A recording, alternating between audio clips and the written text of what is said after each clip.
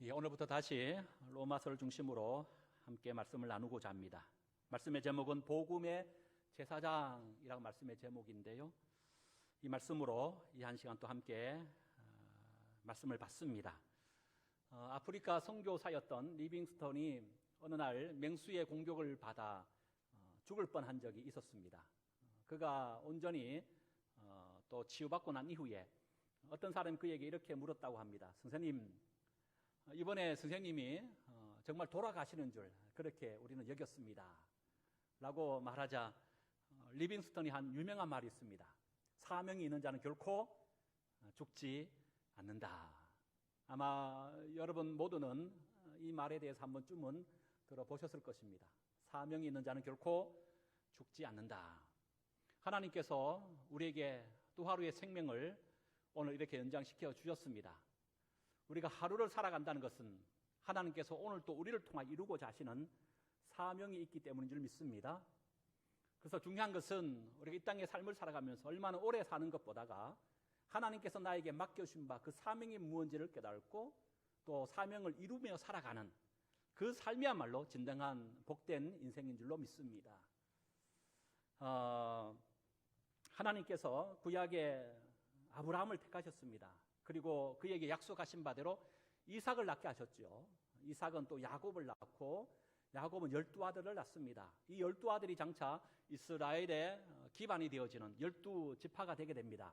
그리고 이들이 애굽에 430년의 종노릇하는 가운데 하나님께서 모세를 통하여 이스라엘 백성들을 친히 출애굽하시고 약속의 땅 가나안으로 인도하셨습니다.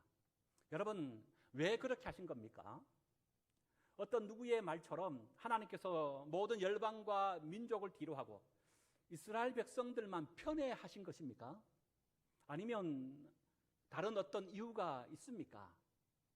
예, 이유가 있습니다. 그 이유가 뭡니까? 출애굽기 19장 6절에 보면 그 이유에 대하여 이렇게 말합니다. 너희가 내게 대하여 제사장 나라가 되며 거룩한 백성이 되어라. 너는 이 말을 이스라엘 자손에게 전할지니라. 한번 따라 하십시다.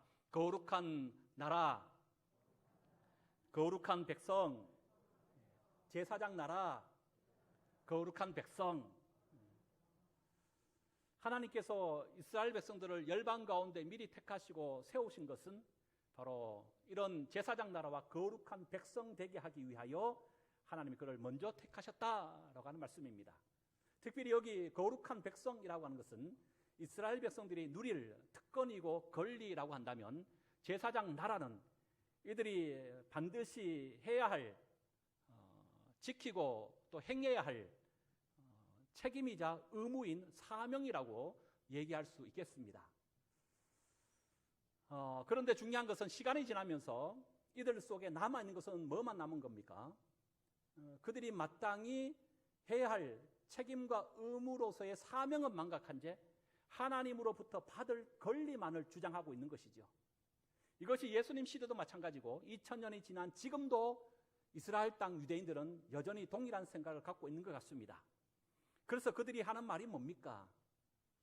하나님은 우리만 택하시고 우리만 구원하셨다는 선민 사상입니다. 우리는 아브라함의 자손이라고 하는 혈통적 구원을 지금도 얘기하고 있습니다. 심지어는 어떻게 얘기합니까? 세상의 모든 사람들을 크게 두 부류로 나누죠. 유대인 자신들과 유대인 아닌 모든 사람들을 이방인 취급해버리는, 그 세상의 모든 사람들을 유대인과 이방인이라고 하는 이분법적으로 구분하고 나누는 지경에 지금 이루고 있다고 하는 겁니다. 지난 1월에 미 트럼프 대통령을 지지하는 극우 세력들이 미 의사당을 난입하는 그런 초유의 사태가 있었습니다. 이를 보고 각국의 정상들이 앞다투어서 민주주의에 대한 정면 도전이다, 끔찍하다라는 등으로 규탄을 하였습니다. 여러분, 이런 사태가 지금 미국에서 일어난 겁니다. 그것도 민주주의의 심장이고 산실이라고 하는 미 의사당을 폭력으로 증가한 사태가 벌어진 겁니다. 그들 눈 하나 깜짝하지 아니하고 양심의 가책 하나 느끼지 아니하고 당당하게 그것을 한 것을 우리는 매스컴을 통해서 그들을 보게 되었습니다. 어떻게 저런 일을 할 수 있었을까요? 어떻게 폭력으로 민주주의의 심장이라는 미의사당을 이렇게 점령하는 일을 벌일 수 있었을까요? 여기에 대해서 요즘 한참 우리 기독교계 안에서 핫하게 떠오르는 울산대학교 법학과 교수인 이종훈 교수가 이런 진단을 내렸습니다. 저들이 저런 일을 할 수 있었던 것은 세상을 절대적인 선과 절대적인 악의 이분법적인 구도로 보았기 때문이다 라고 말했습니다. 이 말이 무슨 말입니까? 유대인들이 지금 세상의 사람들을 유대인 아닌 모든 사람들을 이방인 취급하듯 지금 트럼프를 지지하는 극우 세력들이 바로 세상을 절대적인 선과 절대적인 악의 이분법적인 구도로 세상을 보고 있다는 거예요. 그 자기들은 어디에 속하는 겁니까? 절대적인 선에 속한다고 믿는 겁니다. 그래서 이 트럼프를 지지하고 자기 편의 선자들은 절대적인 선한 자고 트럼프를 반대하거나 비판한 자들은 절대적으로 악한 자들이다.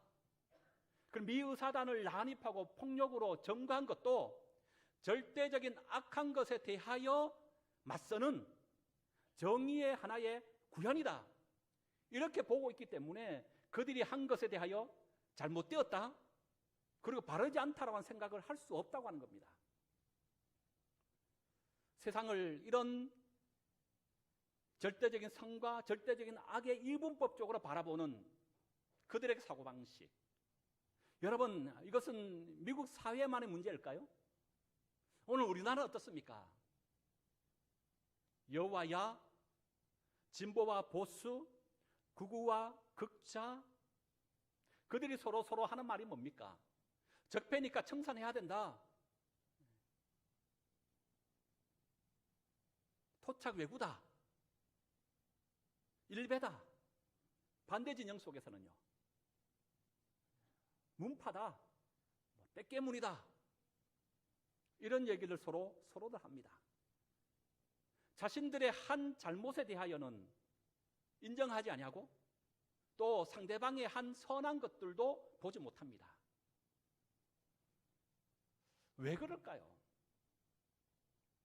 저들 역시도 이 세상을 크게 이분법적으로 선과 악의 대립적인 구도로 보고 있기 때문에 지금 그런 건 아닙니까?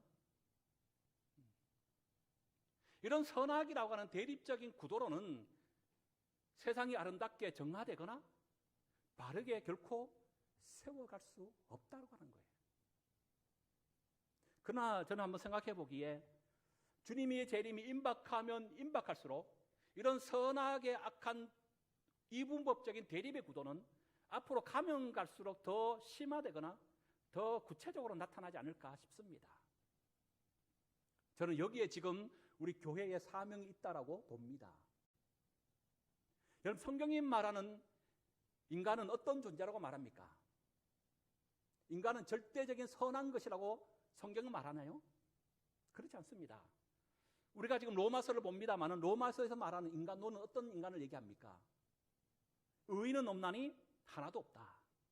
모든 사람이 죄를 범하였으며 하나님의 영광에 이르지 못한다라고 하는 절대적인 선한 인간이 아니라 절대적인 악한 인간으로서 성경은 우리를 그렇게 규정하고 있더라고요.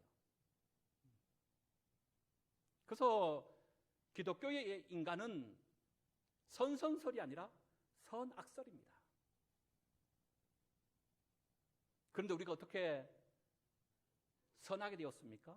어떻게 의로운 존재로 거듭날 수 있게 된 것이죠? 오늘 장로님 기도 중에 그런 말씀하셨습니다마는 십자가 때문인 줄 믿습니다.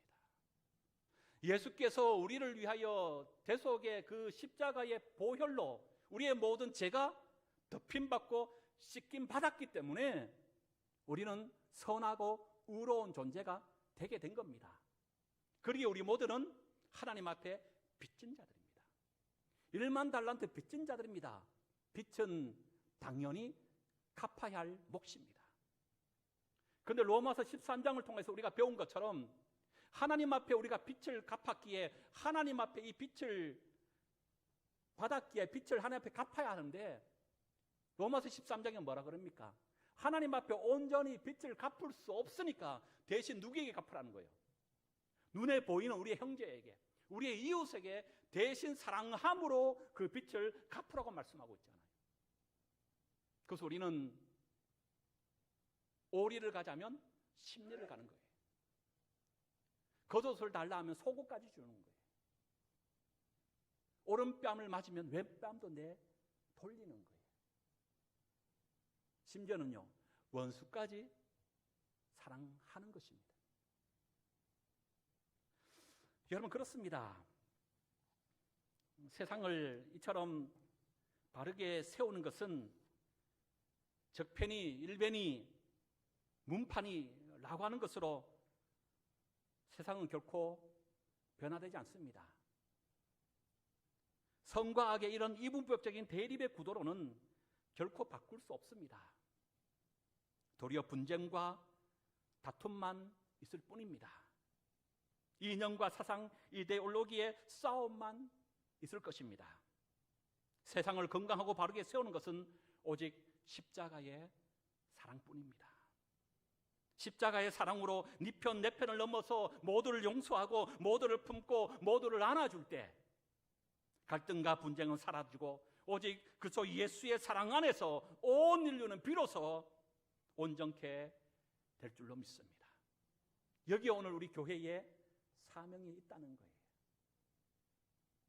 오늘 이제 본문으로 돌아와서 사도 바울은 로마서 1장부터 15장 13절까지의 자기가 할 얘기들을 다 기록했습니다. 그리고 난 이후에 오늘 본문 속에서는 바울이 이렇게 로마 교회에다가 이 로마서라고 하는 편지를 쓸 수 있는 자격에 대하여 이제 밝히고 있는 겁니다. 그런 중에 자신이 받은 사명에 대하여 오늘 본문 속에서 언급하고 있습니다. 자신의 사명을 바울이 이렇게 얘기합니다. 16절입니다. 16절 다시 읽어볼까요? 시작. 이 은혜는 시작. 하나님의 복음의 제사장 직분을 하게 하사 이방인을 제물로 드리는 것이 성령 안에서 거룩하게 되어 받으실 만하게 하려 하심이라. 여기 보니까 한마디로 얘기하면 바울이 하나님 앞으로 받은 사명이 뭐라는 겁니까?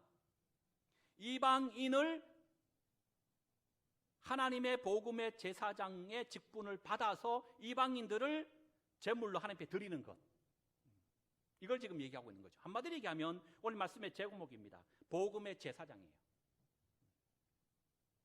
여러분, 여기 제사장이라고 하는 의미가 어떤 의미가 있습니까? 구약에 보면 제사장의 역할이 있죠.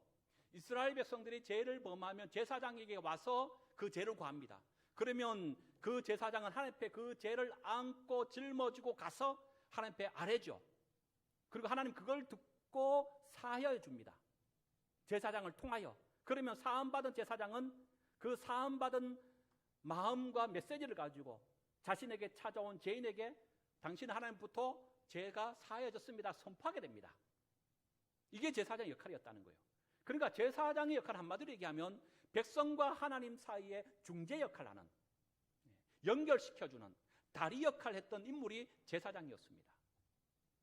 하나님께서 이스라엘 백성을 택하시사 약속의 땅 가나안으로 인도하셨습니다. 왜 그랬다는 겁니까? 제사장 나라 삼으시기 위함이라고 말하고 있습니다. 이 말이 뭡니까?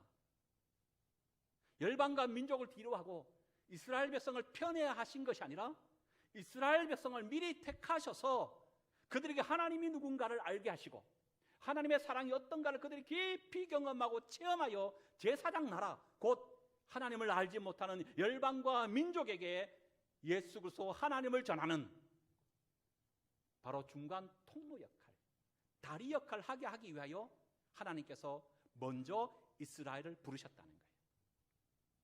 지금 바울은 얘기합니다. 나는 이방인의 제사장으로 하나님 나를 세우셨습니다. 뭡니까?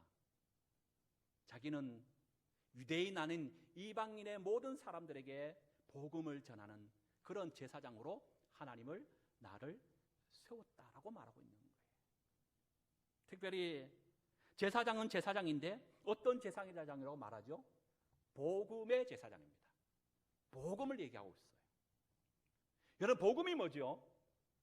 복음은 기독교의 핵심이고 전부입니다. 복음이 뭡니까? 우리 로마서를 통해서 지금까지 계속 복음에 대한 얘기하고 있어요. 막상 또 복음이 뭡니까? 라고 물어보면 갑자기 막 안 떠오르죠. 복음이 뭘까요? 복음이 유앙겔리온, 기쁜 소식이다, 이런 의미의 뜻인데, 원래는 전쟁에서의 승정보를 얘기할 때 복음이다, 그 당시에 그렇게 복음을 해석해 왔습니다. 그러나 여러분, 우리가 잘 아는 것처럼 세상이 전하여 주고 있는 복음은 결코 절대적이지 않고 상대적인 것을 우리가 확인해 볼 수 있죠. 왜 그렇습니까? 전쟁에서 이긴 나라에게 있어서의 승전보는 그런 기쁜 소식입니다. 이거보다 더 큰 복음이 어디 있습니까? 그러나 반대로 이 전쟁에서 패한 나라 속에서의 이 패배의 소식은요, 그들은 결코 복음일 수가 없습니다. 세상의 모든 들려오는 소식은요, 이런 모든 사람들에게 기뻐하고 즐거워하는 그런 기쁨의 복음 소식이 아닙니다. 언제나 상대적입니다. 우는 자가 있으면 웃는 자가 있어요. 아파하는 자가 있으면 기뻐하는 자가 있더라고요. 이것이 세상이 전하여주는 복음의 한계성입니다. 그러나 절대적인 모두가 기뻐하고 즐거워하는 유앙겔리온 복음이 있습니다. 여러분, 그 복음은 우리 모두에게 기쁨을 줍니다. 감사를 줍니다. 이긴 자에게도 복음이고 패한 자에게도 이것은 복음입니다. 가진 자에게도 복음이고 이것은 없는 자에게도 또한 복음입니다. 강한 자에게도 복음이고 이것은 약한 자에게도 복음입니다. 선자에게도 복음이고 이것은 넘어진 자에게도 복음입니다. 인류 모든 사람들이 절대적으로 기쁨의 소식, 함께 즐거워하는 이 유한겔리온이라고 하는 이 절대적인 복음, 누굴 말하는 걸까요? 예수 그리스도인 줄로 믿습니다. 로마서의 중심 구절이다 핵심에서 우리는 이미 이 말씀을 받았습니다. 로마서 1장 16절에서 17절 복음에 대해서 이렇게 얘기합니다. 내가 복음을 부끄러워하지 아니하노니. 이 복음은 모든 믿는 자에게 구원을 주시는 하나님의 능력이 됩니다. 먼저는 유대인에게요, 그리고 헬라인에게로다. 복음에는 하나님의 의가 나타나서 믿음으로 믿음에 이르게 하나니 기록된 바 오직 의인은 믿음으로 말미암아 살리라 함과 같으니라. 아멘. 여러분, 예수께서 왜 우리의 모든 이들의 복음이 되십니까? 왜 모든 사람들에게 기쁨이 됩니까?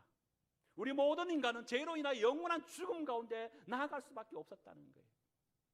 그런데 예수님의 그 십자가의 대속의 희생 제물 되심에 누구든지 예수를 바라보고 예수를 믿는 자마다 구원함 받는 놀라운 길이 열리게 되어졌기 때문입니다. 이것은 전쟁에서 승리한 자도 복음이고 전쟁에서 패한 자도 누구든지 예수를 바라보면 영원한 생명 천국의 주인공 되는 역사의 자리로 바뀌게 되는 복음이었던 것이죠. 그러기에 주님의 이 십자가 예수 그리스도의 말로 우리의 영원한 절대적인 복음 되신다라고 하는 말씀입니다. 지금 그리하여 바울은 자신을 소개할 때 뭐라 소개한다고요? 나는 하나님의 복음의 제사장이다. 왜 지금 이 얘기를 밝힙니까? 지금 바울은 로마 교회를 한 번도 방문한 적이 없습니다. 그러다 보니까 로마 교회 성도들에 대하여 일명씩도 없습니다. 아마 바울로부터 이 로마서를 받은 로마 교회 성도들은 한편 이렇게 생각할 수 있지 않을까요? 당신이 뭔데 우리 교회의 사항을 알고 갚느라 대추내라 말하느냐? 월권 행위하는 것 아니냐? 이렇게 말할 수도 있지 않을까요? 그래서 지금 바울이 지금 이 편지 쓰는 겁니다. 내가 여러분들에게 로마서라고 하는 이 복음의 진수라고 하는 이 편지를 여러분들에게 전하여 지금 쓰고 있는 것은 다른 이유 때문이 아니다. 하나님께서 나를 여러분들을 포함한 모든 이방 세계에 복음을 전하는 뭘로 삼으셨다고요? 제사장 삼으셨기 때문에 그 자격 가지고 여러분들에게 이 로마서를 쓰고 있는 겁니다 라고 이렇게 지금 밝히고 있다고 하는 사실이에요.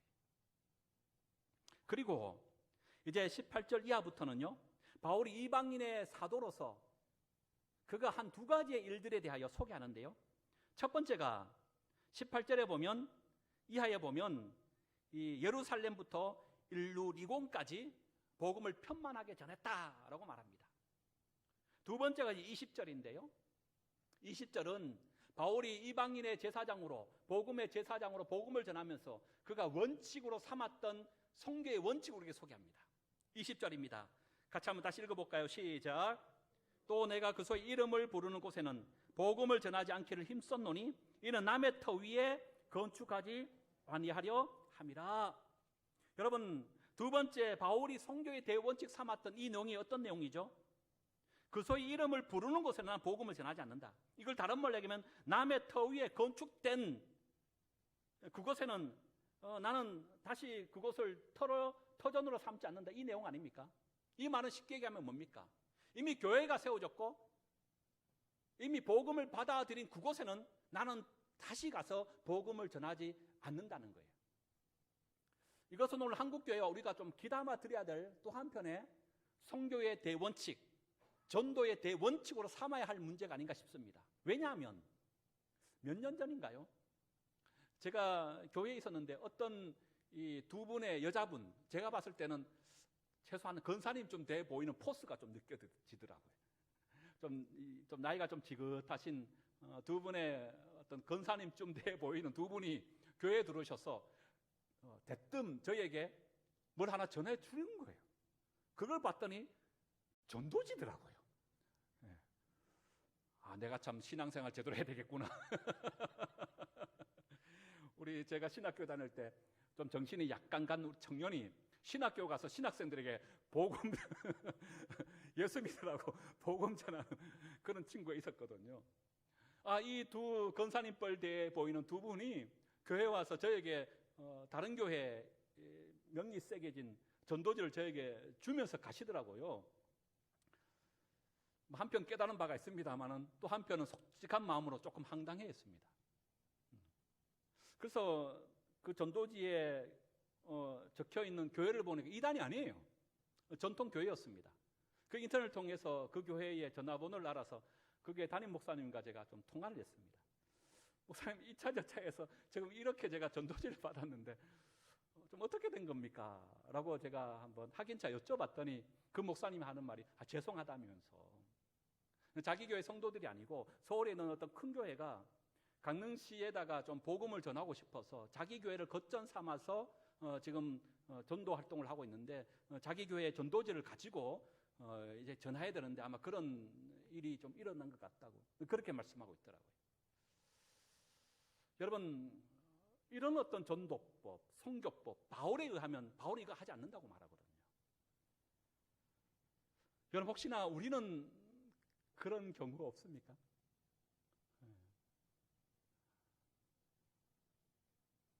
혹시나 뭐 전도주의를 맞이해서 아니면 뭐 어떤 사유와 연유에서도 다른 교회에 열심히 신앙생활 잘 하시는 분을 어떻게 해서 내가 다니는 교회에 다니도록 하는 것, 여러분, 이것은 건강한 전도법이나 선교법이 결코 아닙니다. 이거 하면 안 돼요. 열심히 다른 교회 잘 다니시면 더 열심히 잘 다니시라고 격려하고 축복해 주시면 돼요. 그것도 하나님의 교회고 우리도 하나님의 교회인걸요. 우리 지나치게 개교회 중심이다 보니까 자꾸 내 교회에 출석해야 하나님의 사람인 줄 알아. 그거 아니에요. 복음 가운데 우리 교회가 든든히 세워졌다면 그 복음의 이름으로 세워진 다른 교회도 하나님의 교회입니다. 어느 교회에 출석하든지 그 교회 열심히 잘 다니시면 그냥 그 교회 열심히 잘 다니시라고 하시면 돼요. 근데 가끔 이런 분 계셔요. 다니던 교회에 어떤 연유로서 다니지 못하는 그런 어떤 지경이 있는 분 계십니다. 또 요즘 가나안 성도, 여러분 많이 들어보셨죠? 가나안 성도 뭡니까? 한 교회를 정착하지 못하고 여러 많은 교회를 다니시는 그런 분이 계셔요.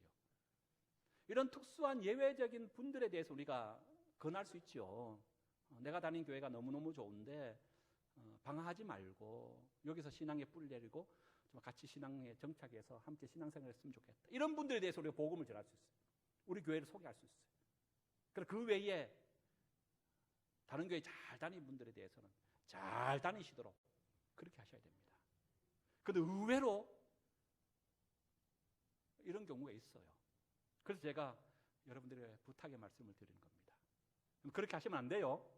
여러분들은 안 하시겠지만 혹시나 여러분들이 누군가 잘 아시는 분을 통해서 우리 교회에 가자고, 우리 교회에 등록하자고 하시는 분이 계시다면 정말 특별한 경우 아니면 사용하셔야 됩니다.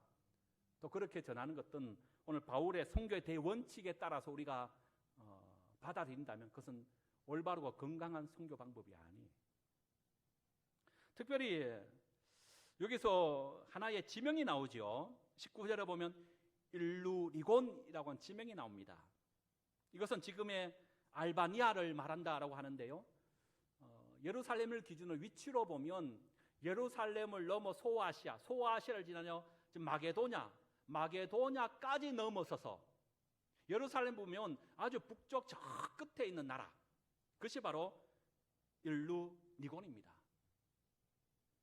바울은 지금 이방인의 사도로 부름받고 나서 예루살렘을 넘어서서 정말 남들이 아무도 가지 않은 저 먼 곳, 북쪽의 더 마지막 땅끝인 일루리곤까지 가서 복음의 제사장으로 사명 감당하고 있다는 거예요. 여기서 배를 조금만 타고 가면 바로 로마입니다. 무슨 얘기입니까?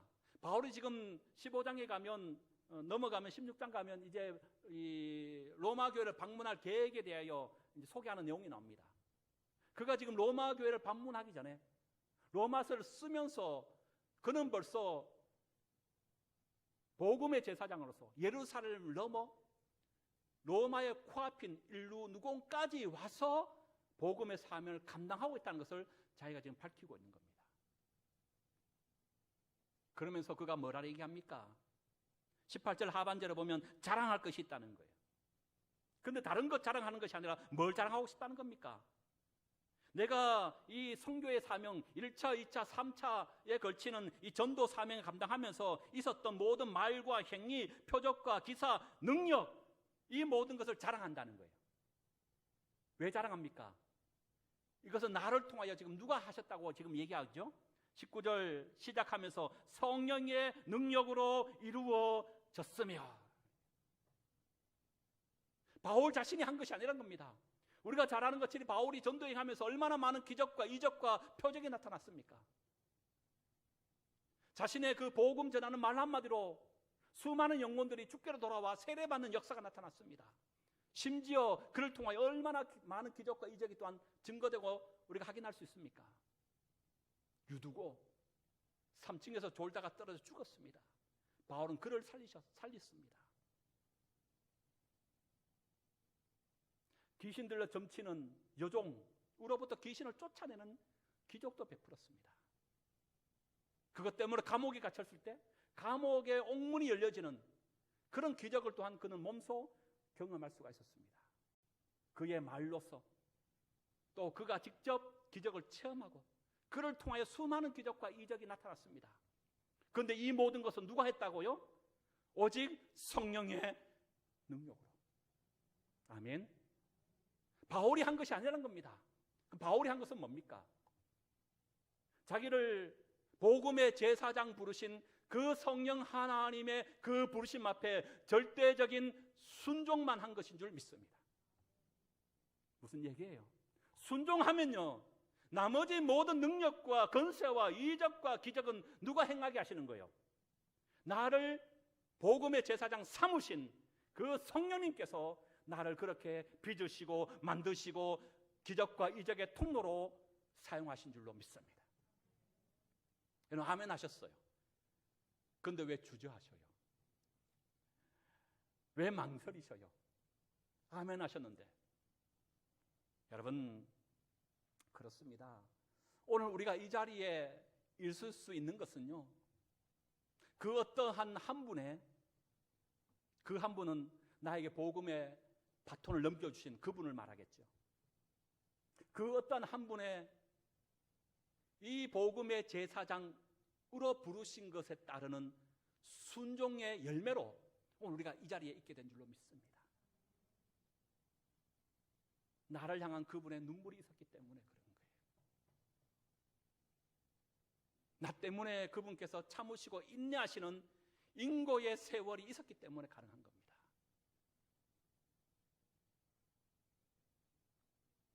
그분의 끊임없는 무릎이 낙타 무릎 되어질지언정 나를 위하여, 내 영혼 위하여 그렇게 끊임없이 밤낮으로 부지런는 간구의 기도가 있었기 때문에 우리가 이 자리에 있게 된 거라고요.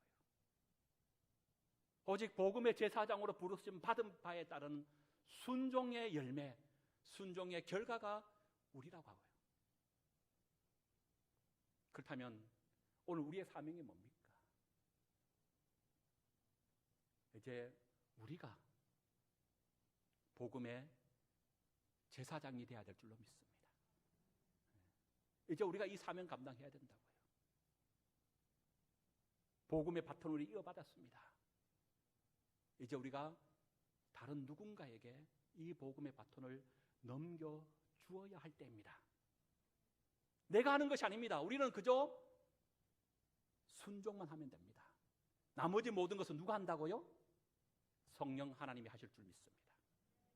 이에 타산 따지면 아무것도 못합니다. 그러나 그걸 뛰어넘어 일하시는 분은 성령 하나님이십니다. 그저 부르시면 아멘 하십시다. 그리고 그 일을 하면 되는 거예요. 결과와 과정은 하나님이 책임져 주십니다. 어떤 목사님이 이런 얘기 하시더라고요. 교회를 기점으로 이 콤파스를 2km로서 잡아서 원으를 크게 그려보라는 거예요. 그러면 그 2km 반경 안에 있는 모든 영혼들은 그 교회가 책임져야 할 영혼이다. 이런 말을 하는 걸 제가 들었습니다. 여러분, 우리 교회를 기점으로 2km, 2km 하면 강릉시 전역에 거의 대부분 들어오지 않나요? 하나님께서 31년 전에 이곳 강릉 땅에 우리 소망교회를 세우셨습니다. 교회의 사명이 있기 때문인 줄 믿습니다. 그 사명이 뭘까요? 영혼 구원입니다. 우리가 땅끝까지 나가서 복음 전하는 건 물론 중요합니다. 그러나 예루살렘부터입니다. 세워진 교회 그 지역부터입니다. 우리 강릉 땅의 영혼 구원을 위해서 하나님께서 교회를 세우셨고 복음의 제사장의 역할을 감당하기 원하신 줄 믿으시기 바랍니다. 이가 우리가 감당해야 될 십자가입니다. 교회적 사명이고요. 그럼 여러분은요? 여러분 개인으로 한번 반경을 한번 믿음의 분량에 따라서 한번 원을 그려보십시오. 그리고 그 원 안에 생각나는 분, 떠오르는 어떤 분이 계실 겁니다.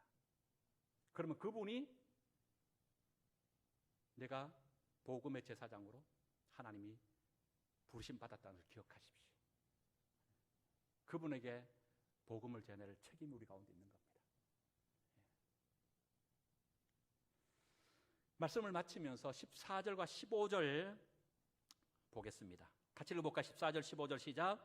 내 형제들아 너희가 스스로 선함이 가득하고 모든 지식이 차서 능히 서로 권하는 자임을 나도 확신하노라. 아멘. 14절 보면 여기 지금 뭐라 얘기해요? 네 선함이 가득하다, 지식이 차다, 나도 확신한다. 이 말이 뭡니까? 지금 1장부터 15장에 바울이 로마서를 통해서 말하고 싶었던 모든 내용들이 너희들 모르는 것이 아니라는 거예요. 너희들이 이미 다 알고 있는 내용은 아니냐는 거예요. 오늘 본문의 말씀에 그냥 축소해서 오늘 말씀으로만 보면 너희들이 지금 복음의 제사장으로 하나님 부르셨다는 것, 그 모든 것에 대하여 능력과 권세 가득하다, 찼다, 너희들 이미 다 받았다라고 하는 겁니다. 그런데 왜 이 얘기 다시 한다는 겁니까? 15절이에요. 시작. 그러나 내가 너희로 다시 뭐하게 하기 위하여? 생각나게 하기 위함이다.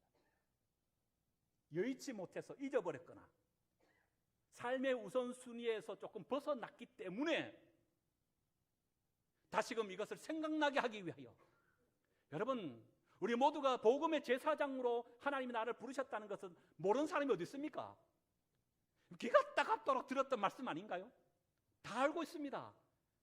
그런데 왜 우리가 행하지 못합니까? 삶이 바빠서 우선순위에서 조금 밀려난 것뿐이죠. 또 가끔 잊어버려서 그런 경우도 있지요. 오늘 바울의 말씀을 다시 한번 상기하십시다. 생각나게 하기 위하여 이 말씀을 붙잡고 다시금 영원 구령에 대한 열정을 회복하실 수 있길 바랍니다. 삶의 우선순위에서 혹여나 이 문제가 뒤로 밀려났다면 삶의 제1우선순위로 여기시기 바랍니다. 복음의 제사장으로 하나님이 나를 부르셨다. 함께 이 사명 잘 감당하는 소망의 공동체 또 저와 여러분 되실 수 있기를 주의 이름으로 축복합니다.